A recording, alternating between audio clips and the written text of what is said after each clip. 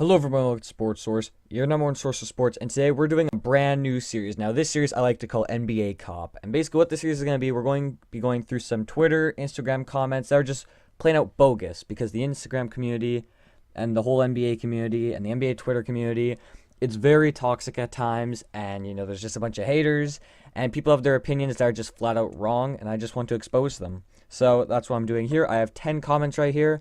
And if you want to keep seeing this, then like the video, comment down some of yours that you've seen, and also you can DM me on Instagram. I'll leave my Instagram there, and I'll also leave my Twitter.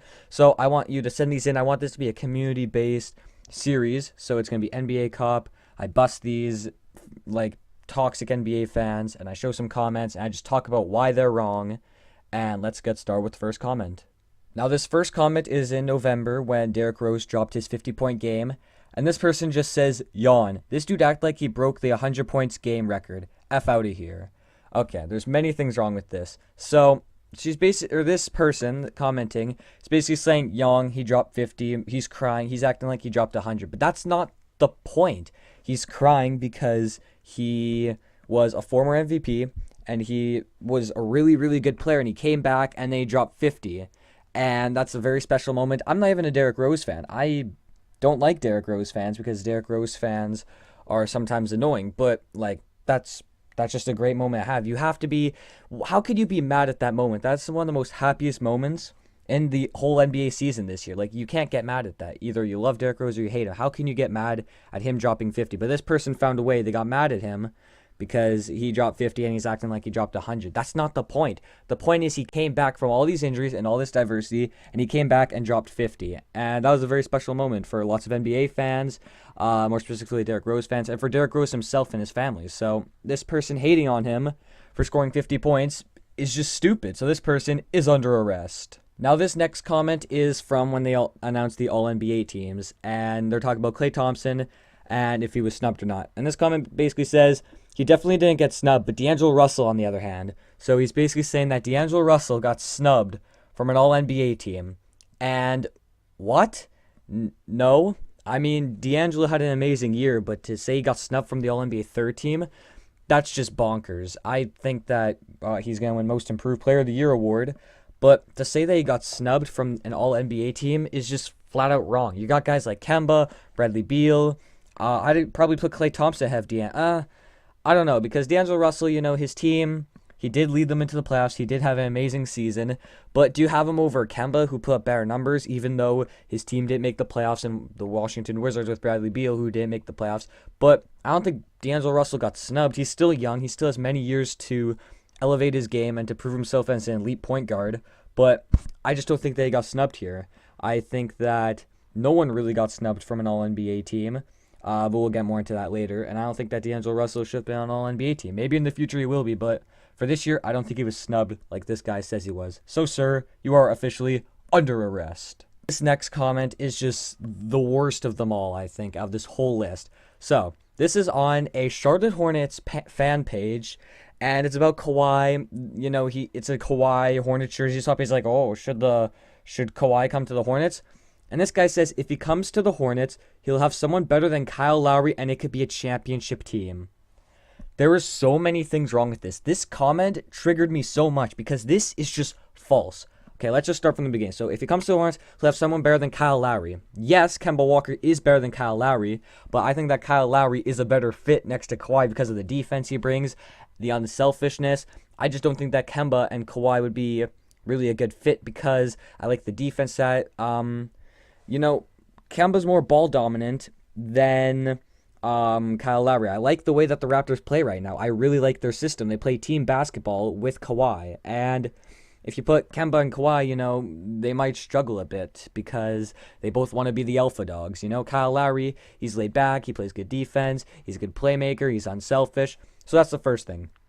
Second thing, you think that the Hornets would be a championship contender if they added Kawhi Leonard. That's a crime in itself. Okay, first of all, who do the Hornets have other than Kemba Walker? Jeremy Lamb, Marvin Williams, Miles Bridges, Malik Monk, Cody Zeller. That team is awful, and their management is awful. That's not even, if you look at the Raptors management and what they've done, Fred VanVleet was undrafted. Pascal Siakam was a late pick. They've built this team from the ground up, and the Hornets are just poorly run in general. So I don't think that they and Kawhi Leonard, if this were to happen, which it's definitely not, that's never going to happen in a million years. So this is just stupid. And there's no system. Like, I like the Raptors system right now and how they play, but if you just add Kawhi on the Hornets, like, all these players, they don't match together. There's no mixing there. There's no chemistry. This team would not be good. And that's why a championship contender, do you know how many teams there are that would be better than the Hornets? For sure they would be a playoff contender, but a championship contender, you have teams like the Bucks, the Sixers, the Rockets, the Warriors, all these teams, the Nuggets. I can name a bunch of teams better than this Hornets team with Kawhi. And sir, this is a big crime. You're officially under arrest.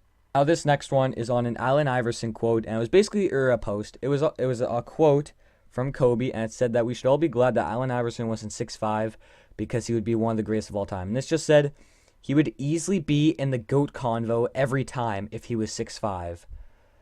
So he's saying that Allen Iverson would basically be the GOAT if he was 6'5".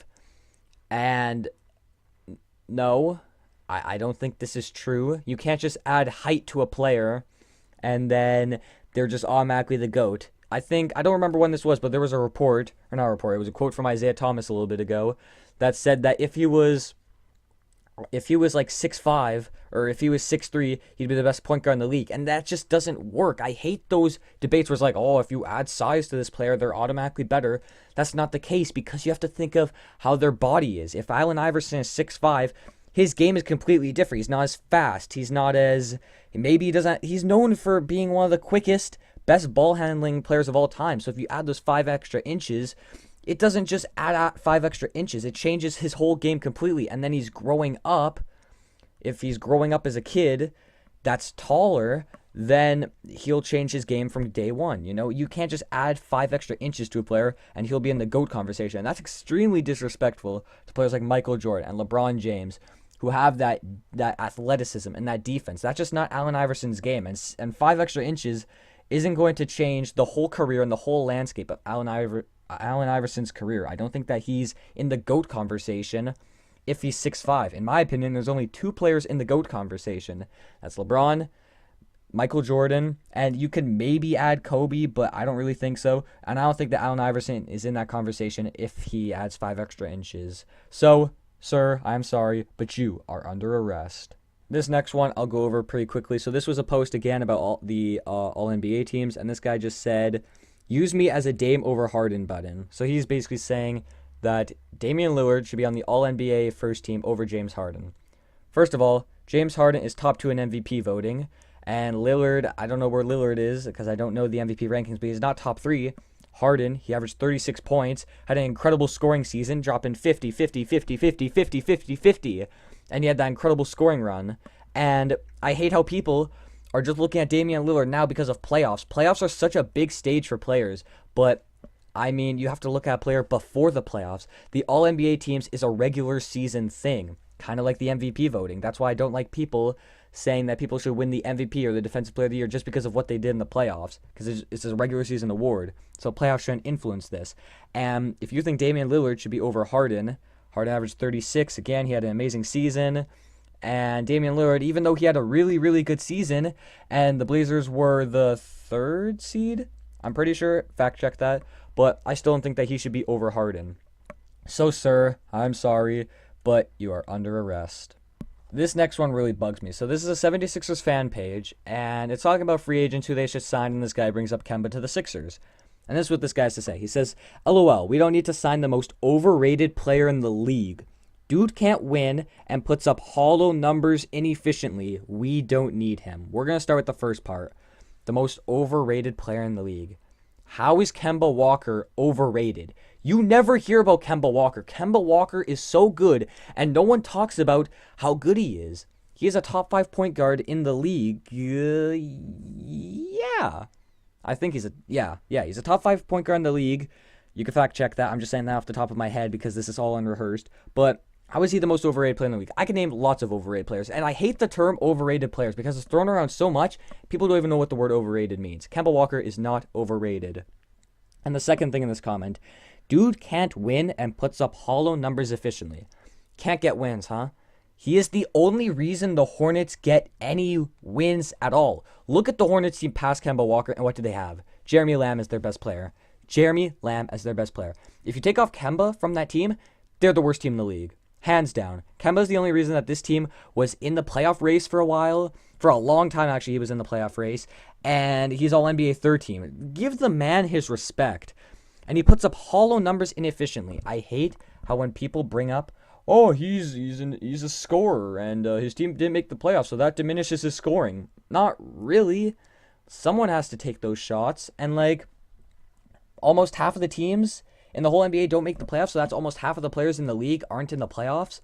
And you can't just diminish a player because he didn't make the playoffs, even though he played good. What else is Kemba supposed to do? What do you put up? Like 25?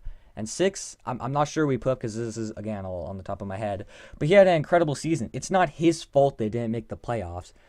And inefficient numbers, he says. Inefficient. First of all, he's not even that inefficient, I don't think. I'd have to fact check that.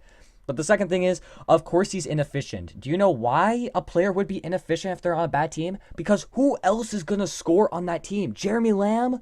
No. He has to take the most shots on the team because he's the only one that could hit them consistently. Sir, this is just disrespect, and you are, for sure, under arrest. This next one is an Instagram post that's talking about Scottie Pippen, and he says that Terry Rozier would be a very good fit on the Bulls. And this guy says that he'd rather have he'd rather have Terry Rozier than Lonzo Ball. So we're going to start with this. He'd rather have Terry Rozier on the Bulls than Lonzo Ball. First of all, no. In terms of system and skill, Lonzo is the way better fit. If we talk about system, right? What do the Bulls have? They have Markkanen, they have Levine, they have Wendell, they have Otto Porter. Those are their main 4 starters, right? Or at least for the future. So, who's going to facilitate? Rozier's just trying to get his shots up. That starting lineup, Otto Porter, Levine, Markkanen, those guys are not good defenders. So if you put Rozier, another not good defender, how is that going to go? Just Rozier is not the best playmaker. I mean, you know, he just wants his shots. He's a chucker. He wants to get his shots in. So I don't think he'd be a really good fit on this team and also Lonzo, you need a facilitator. You need someone to give the ball to Levine. You need someone to give the ball in those places to Markkanen and Porter and all those guys. So Lonzo is way, way, way better on defense, which the Bulls need, and he's a way, way, way better facilitator. This guy just says that he'd rather have Terry Rozier than Lonzo Ball because of that one playoff run that Terry Rozier had. And I said I don't like the term overrated, but I think Terry Rozier is overrated. I don't think that he's as good as people think just because he's had his moments. Sir, this is a crime, and if you think that you'd rather have Terry Rozier than Lonzo Ball on the Bulls, and sir, you are under arrest. This next one is on the All-NBA rookie teams, and this person just says Collin Sexton got snubbed.